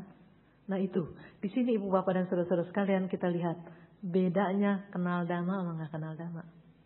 Dulu kan sebut aja bapak nggak kenal dhamma, ada gitu ya dulu ya, sebut aja begitu. Nggak kenal dhamma, karma buruk berbuah, belum puas bikin lagi yang baru. Masih belum puas bikin lagi yang baru, lebih gede lagi kan. Nggak mungkin kalau orang itu ngejengkelin segitu, bapak nggak melebihi dari itu, mesti melebihi lagi kan dari itu. Kalau sekarang begitu kenal dhamma, makanya indahnya kenal dhamma. Saya mau sebentar mau ngingetin ada seorang biku ya di zaman Buddha, Biku Udayin. Dalam meditasinya muncul pengetahuan betapa banyaknya hal-hal yang buruk dan menyakitkan disingkirkan oleh Buddha dari saya. Betapa banyaknya hal-hal yang membahagiakan dibawa oleh Buddha untuk saya. Betapa banyaknya hal-hal yang tadinya membawa bencana disingkirkan oleh Buddha dari saya. Betapa banyaknya berkah dibawa oleh Buddha untuk saya. Ibu bapak dan saudara-saudara sekalian, kita harus ingat Buddha berjuang dalam banyak kehidupan itu bukan untuk diri sendiri.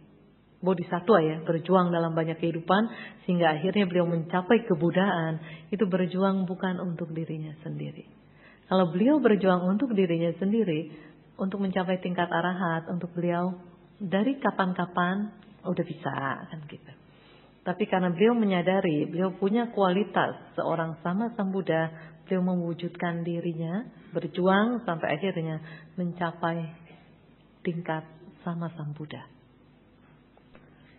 Lalu sekarang kita juga harus berpikir bahwa Buddha hadir untuk kita. Buddha menjadi sama Sang Buddha berarti kan untuk kebahagiaan kita, untuk kesejahteraan kita, untuk keselamatan kita, untuk kebaikan kita. Jadi sesungguhnya kita disayang sama Buddha. Cuman tinggal kita sayang diri kita aja, pasti kita selamat. Kalau sayang diri kita berarti harus perbuatan-perbuatan baik yang kita lakukan. Kalau perbuatan salah yang kita lakukan itu ibaratnya kita memusuhi diri kita sendiri. Kalau kita melakukan perbuatan-perbuatan baik, karma-karma baik yang kita lakukan, itu artinya kita mencintai diri kita sendiri. Oke. Nah sekarang mengenai kaitan bapak dengan saudara kan, apakah ada kaitan karma? Pasti. Saya lahir dari karma saya sendiri. Saya pewaris dari karma saya sendiri, ya. Saya berhubungan dengan karma saya sendiri, kan?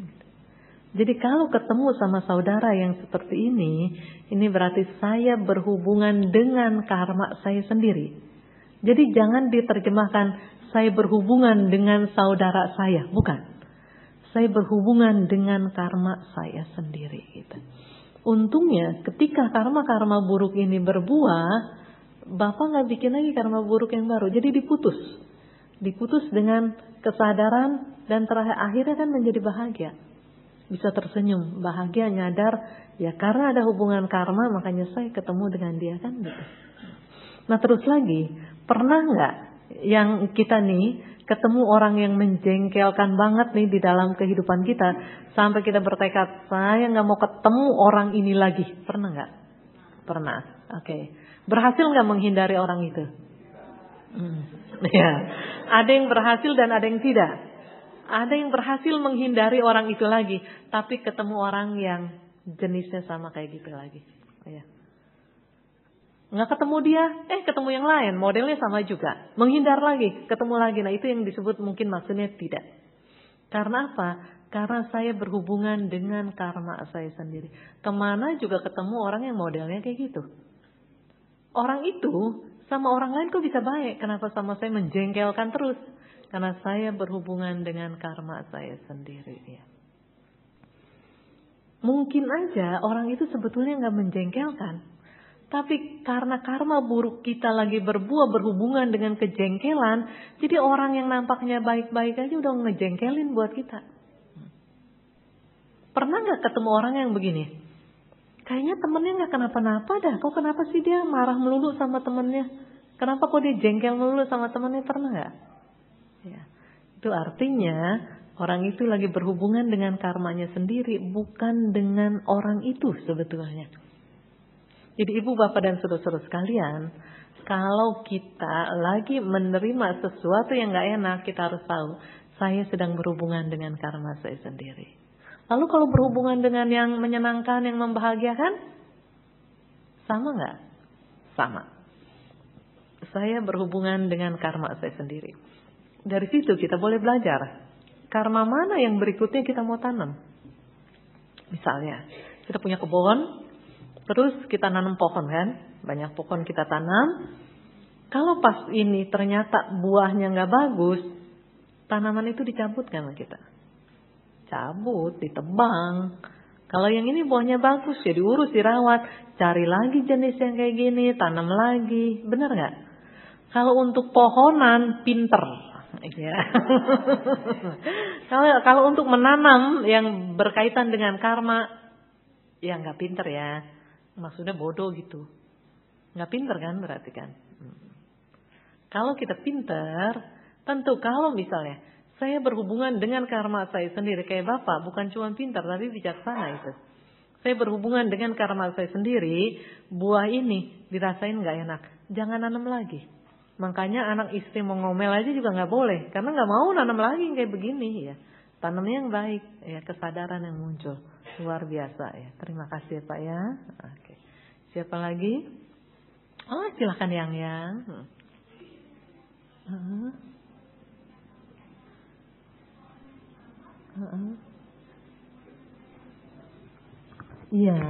Iya. Oh pertanyaannya gini, misalnya kan tadi saya kasih contoh tanaman, saya ulang aja ya. Nah, kasih contoh tanaman, misalnya nanam buah yang manis, terus sama nanam dua jenis pohon yang berbeda. Diharapkan buahnya enak, misalnya mangga sama apel dah gitu ya, enak nih kan kita harap enak. Ternyata kalau mangga mah buahnya bener enak, kok apel ini buahnya nggak enak gitu. Terus kita cabut. Terus maksudnya nanamnya mangga lagi gitu ya yang ya. Nanamnya mangga lagi. Ternyata kok nggak enak juga.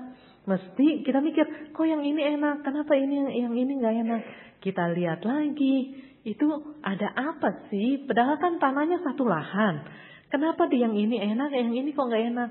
Kita lihat di bawah itu ada apa gitu. Kadang-kadang yang satu mungkin tanpa kita ketahui di bawahnya ada kandungan kapurnya kah, apanya gitu. Itu artinya kan nanam buah atau nanam pohon tadi, anggap aja nanam perbuatan baik ya. Tadi kan ada perbuatan yang salah yang dilakukan, makanya pohonnya dicabut. Nah sekarang jenis yang sama nih, sama-sama baik, ditanam. Kok buahnya beda? Nah contohnya begini. Mengenai dana, itu dana ada yang dikotori oleh pemberi, dibersihkan oleh penerima. Ada yang dikotori oleh pemberi dan penerima. Ya dana nih ya. Ada dana yang dibersihkan, maksudnya si pendana ini bersih. Penerimanya kotor. Ada yang dua-duanya bersih. Penerima dan pemberi dua-duanya bersih. Kalau yang tanaman yang pertama tadi tuh yang buahnya enak, itu artinya si pendana ini yang berbuat baik ini moralnya baik. Yang nerima juga moralnya baik, jadi dua-duanya bersih. Kalau yang satu lagi kita melakukan perbuatan baik, kok buahnya nggak seenak itu? Karena si pemberinya ini sebut aja bermoral baik. Penerimanya ini moralnya nggak baik. Penerimanya moralnya nggak baik. Jadi buahnya beda. Ibaratnya nanam di ladang yang subur sama di ladang yang gak subur. Jadi hasilnya beda gitu ya. Lalu gimana kalau ada orang yang ada orang yang bermoralnya nggak baik? Kalau dia butuh pertolongan, apakah kita tidak boleh menolong? Boleh, terima kasih yang ya. Benar, kita boleh menolong ya. Cuman kita tahu memang buahnya tidak sebagus kalau menanam di ladang yang subur. Kalau yang jawab boleh, itu artinya yang paham tentang ajaran Buddha. Buddha mengajarkan kita pancarkan cinta kasih yang sama ke semua makhluk. Ini orang yang bermoral baik, kita bisa tolong ya tolong. Ini moralnya nggak bagus, nggak baik, tapi dia kelihatannya butuh pertolongan ya kita tolong. Gitu. Itu artinya memancarkan cinta kasih yang sama ke semua makhluk. Cuman ketika kita melakukan perbuatan-perbuatan baik, pokoknya dasarnya harus dengan kebijaksanaan. Ya, makasih yang ya. Siapa lagi? Ya. Silakan Pak. Ada satu pertanyaan. Iya. Orang kalau rajin yoga gitu ya, maka dia akan mendapatkan hasil jana gitu. Yoga. Kalau yoga saya nggak tahu, kalau meditasi saya tahu. Kalau yoga benar, saya nggak pernah belajar yoga benar ya. Semacam berarti serupa tapi tidak sama. Karena kan semacam. Iya, saya nggak pernah belajar yoga betul, jadi saya nggak tahu.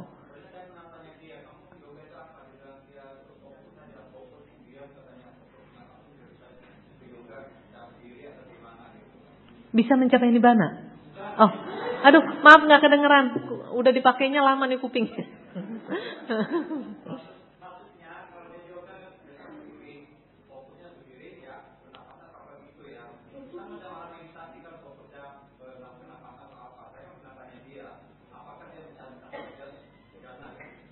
Terus jawabannya? Nah, orang saya nggak belajar yoga, jadi saya nggak tahu beda. Saya nggak tahu. Soalnya betul, saya nggak belajar. Maaf sih Pak, makasih. Siapa lagi yang lain? Oh silakan. Mari ya. Iya silakan.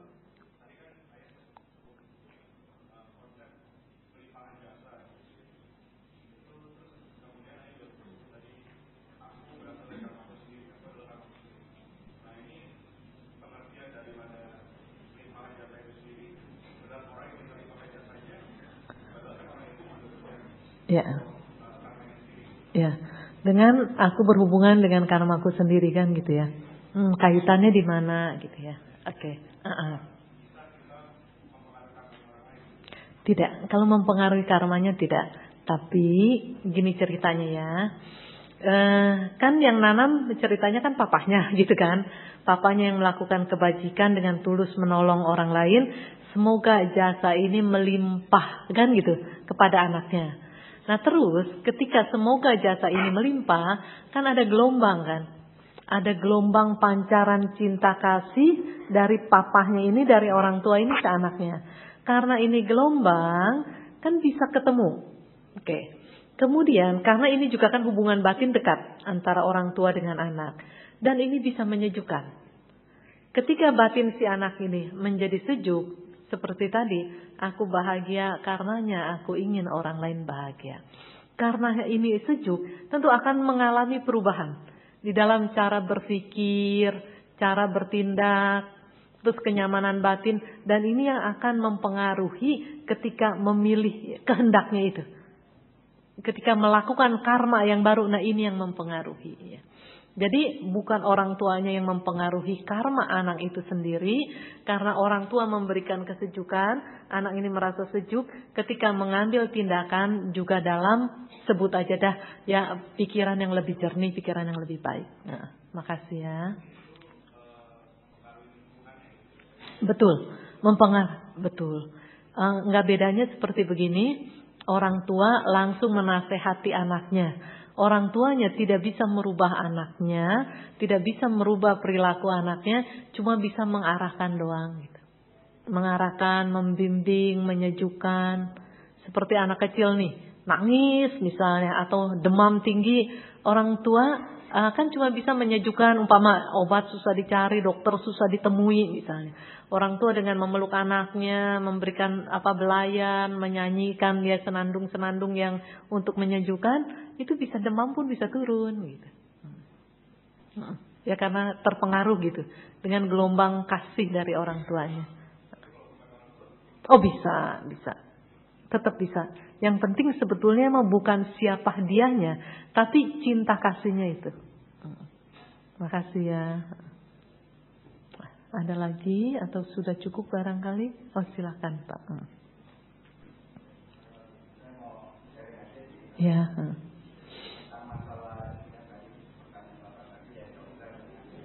Ya.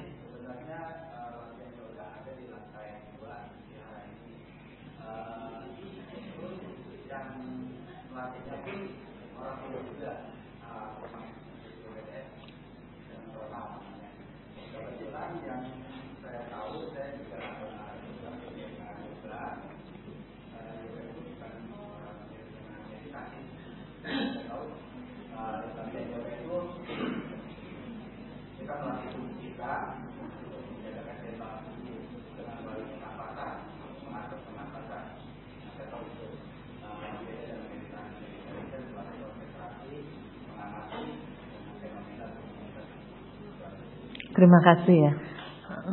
Berarti singkatnya kalau yoga mengolah tubuh, kalau meditasi mengolah batin gitu dah kali ya. Tapi untuk mengolah tubuh juga memang perlu konsentrasi. Makasih. Siapa lagi? Makasih penjelasannya Pak. Makasih. Silakan ya. Namo Buddhaya.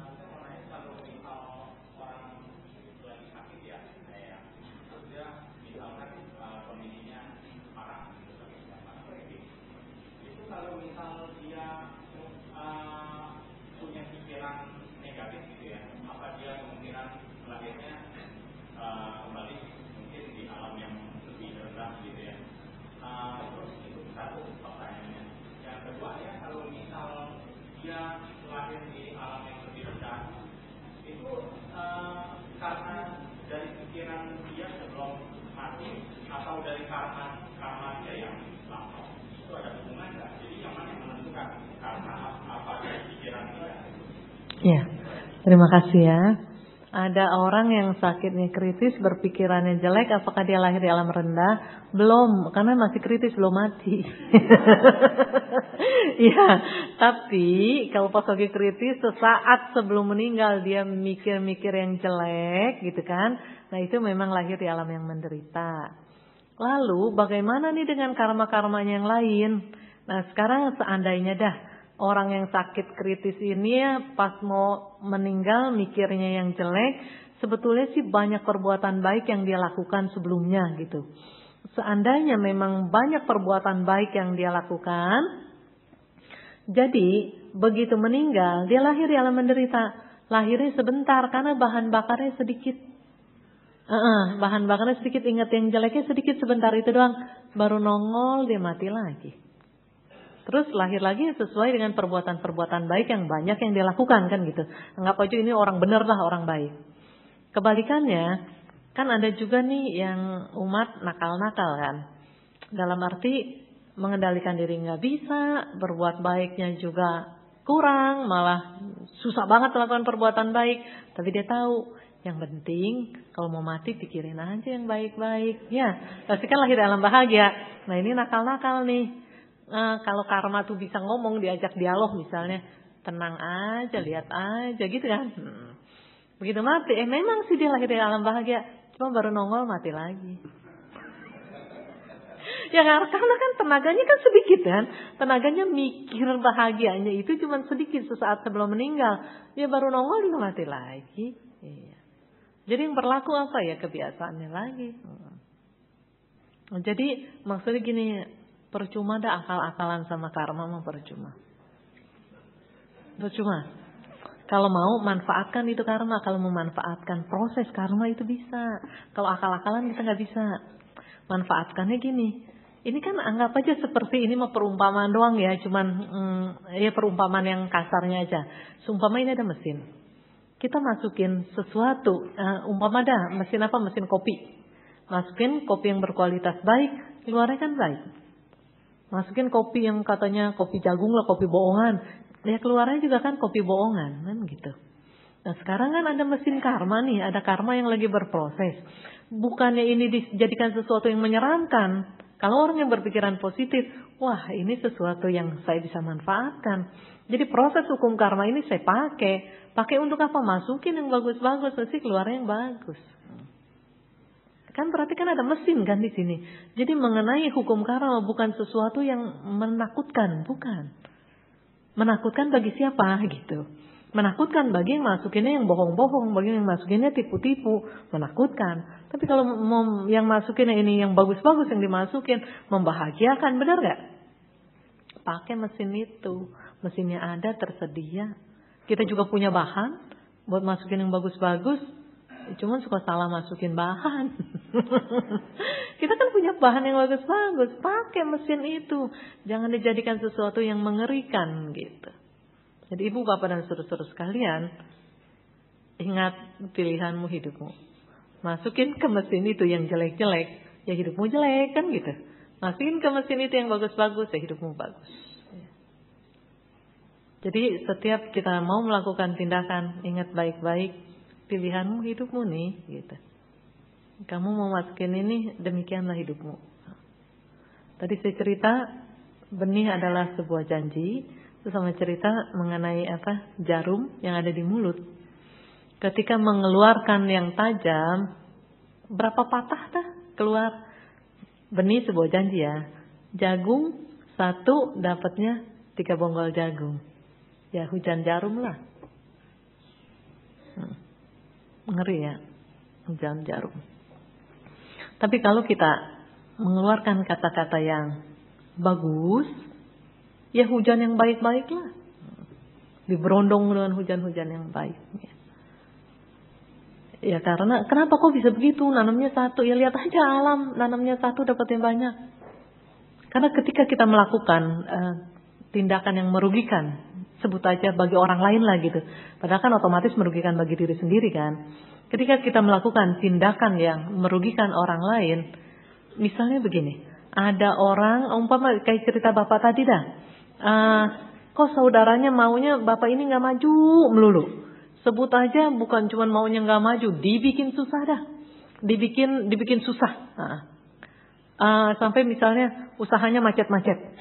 Yang mengalami kerugian bukan cuma bapak itu, anak istri kena imbasnya, karyawan kena imbasnya. Orang ini, saudara ini melakukan tindakan cuma sekali nih, mau bikin susah nih, bikin bapak ini susah. Tapi anak istrinya jadi susah. Orang tuanya jadi susah. Semua orang-orang yang menyayanginya jadi susah. Karyawannya juga pada jadi susah. Makanya ingat benih sebuah janji. Jadi jangan dipikir itu nggak ada riaknya. Contoh yang lain lagi. Danau yang lagi tenang, lempar aja batu kerikil 1. Riaknya banyak nggak? Beriak kan? Ya. Beriak sampai ke tepi, balik lagi. Ntar beriak lagi. Belum lagi kalau ditambahin lagi. Makanya jangan kita pikir ngeluarin 1 dapat 1, enggak. Ngeluarin 1 dapat banyak. Kalau kita tahu ngeluarin 1 dapat banyak, kenapa bodoh kita? Ya keluarin aja yang baik. Kan dapatnya yang baik banyak. Ya. Jadi jangan bodoh sekarang. Kalau dulu ya udah dah, biarin dah dulu bodoh-bodoh lah. Kalau sekarang berubah lah gitu. Karena kan kita tahu masukin 1 dapat banyak, siapa yang nggak mau kan? Cuma mesti kuat. Karena selama ini kita kan udah condongnya itu suka kalau giliran marah didukung, giliran sabar kan kurang didukung. Nah kemiringannya udah disono gitu. Jadi ada kebiasaan gitu di sana. Jadi mesti kuat kita. Jadi untuk menanam yang baik ini hati kita harus kuat. Nah, untuk hati kita harus kuat, mesti ada masukan-masukan yang positif. Untuk ada masukan-masukan yang positif untuk batinnya kita dan kita bisa menangkap yang positif itu, kita mesti melaksanakan meditasi Kita dapat pengetahuan, dapat kebijaksanaan. Pengetahuan bekerja sama dengan kebijaksanaan menghancurkan kekotoran batin kita, menghancurkan penghalang-penghalang kita. Penghalang hancur, kekotoran batin hancur, jalan lapang. Ini mah kepengen jalan lapang tapi nggak mau kerja ngancurin, nggak bisa. Tetangga nggak bisa ngancurin, orang tua kita juga nggak bisa ngancurin kekotoran batinnya kita. Cuman kita sendiri yang bisa ngancurin kekotoran batinnya kita. Jadi kerja gitu.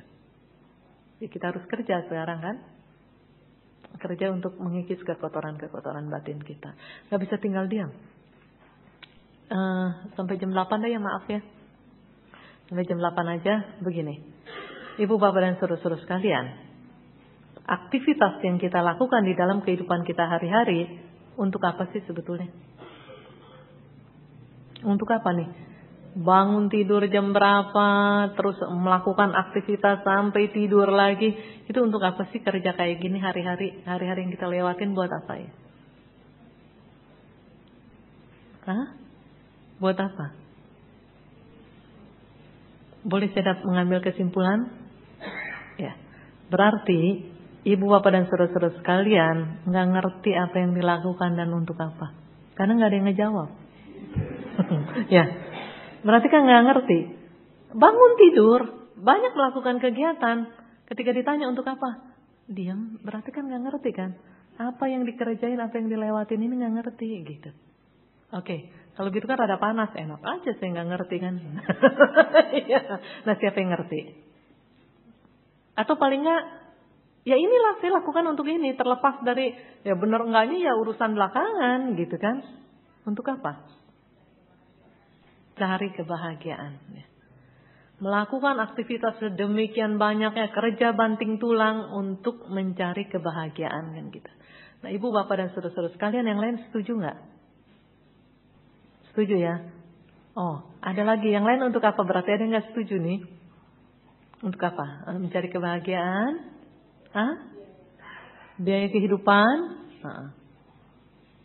Oke, ada lagi? Oke, mencari kebahagiaan dan biaya kehidupan. Oke, berarti berkaitan dengan mencari nafkah. Mencari nafkah sedemikian rupa untuk bisa memenuhi kebutuhan hidup. Kebutuhan hidup ini udah terpenuhi, terus hidupnya ini mau dibawa kemana nih? Untuk apa gitu? Untuk berbagi, nanam jasa kebajikan. Akhirnya kan untuk kebahagiaan kan? Untuk kebahagiaan. Sekarang tadi bukan awalnya, yang kebahagiaan berarti kan di akhir kan gitu. Untuk memenuhi kebutuhan sehari-hari, kebutuhan hidup. Sudah terpenuhi belum? Kebutuhan hidup hari-hari. Ya sudahlah, ya. Ini buktinya sehat-sehat kayak gini kan gitu ya. Berarti sudah terpenuhi. Yang kedua, berbagi. Sudah berbagi belum? Ya, paling tidak penderitaan kan. Berbagi penderitaan gitu. Enggak itu kan cuman berbagi apa yang dipunya kan. Seringlah bakso sering nolong kan, itu berarti berbagi. Tujuannya untuk kebahagiaan. Oke, dari perjalanan hidup kita dari yang sudah kita lewati sampai hari ini, apakah kita udah mencapai kebahagiaan itu?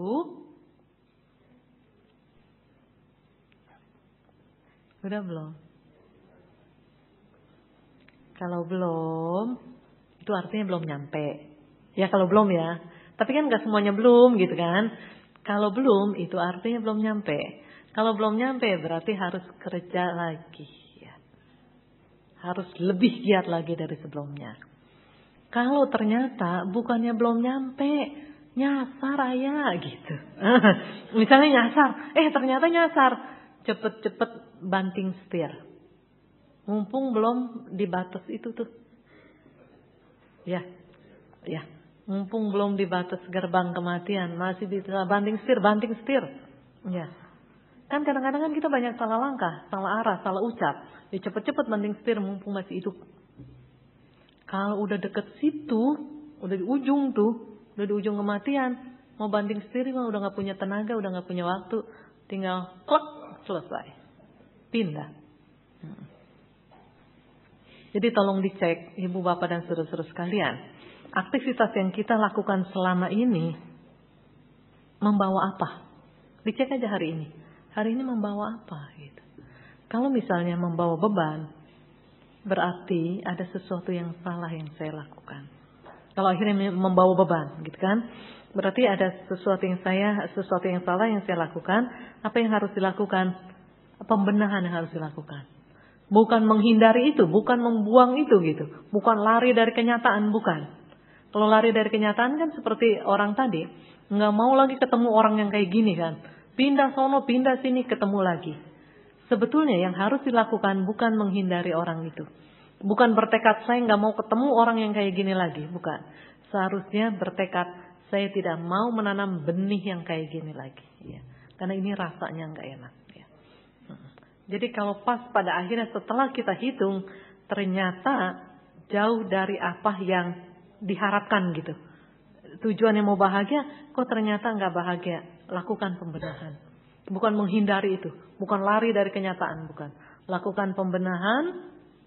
Dan kemudian pandangan, pikiran terus diarahkan. Nah, untuk bisa pikiran ini mengarah ke yang benar, kasih masukan-masukan yang positif, itu ada di dalam Dhamma. Ya. Karena Dhamma adalah kebenaran. Di dalam kebenaran kita bisa bahagia, di dalam kebenaran kita selamat, di dalam kebenaran penderitaan padam. Oke, terima kasih Ibu Bapak dan saudara-saudara sekalian.